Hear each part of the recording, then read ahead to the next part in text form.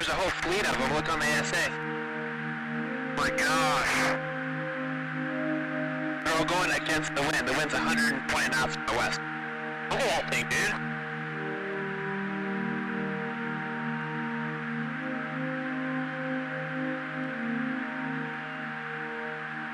That's not our LNS though, is it? It's not. That is an LNS, dude. Well, if there's like... Look at that thing. It's rotating.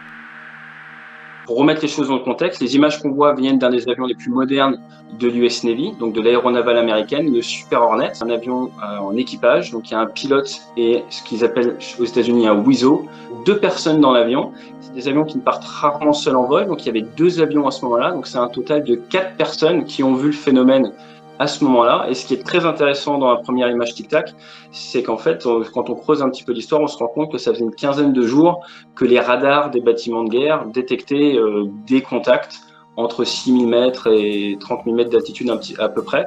Et après une dizaine de jours, ils ont décidé d'envoyer des avions de chasse non armés se rapprocher pour essayer de faire des images, voir un petit peu ce que c'était de plus près.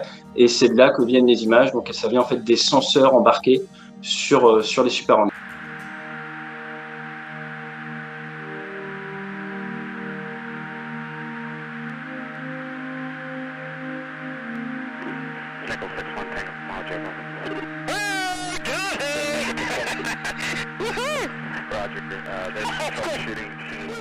On voit des images un petit peu comme ça, parfois, mais forcément, ce coup-ci, ça change un petit peu comme type de source. Et là, c'est difficile d'avoir une source plus crédible que des sources, que des images qui viennent d'un Super Hornet américain.